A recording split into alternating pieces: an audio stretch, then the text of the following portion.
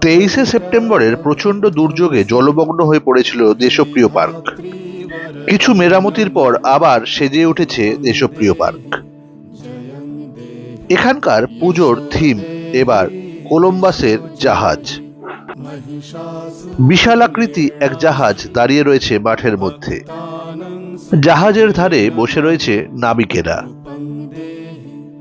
সর্পিল আঁকাবাঁকা পথ ধরে হাঁটতে হাঁটতে পৌঁছে গেলাম একেবারে মণ্ডপের ভেতর।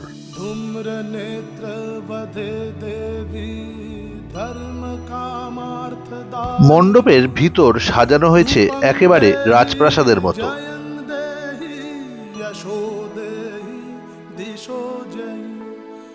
এখানকার প্রতিমাও খুবই সুন্দর। নাবিকদের মূর্তিও সাজানো রয়েছে প্যান্ডেলের দেওয়ালে।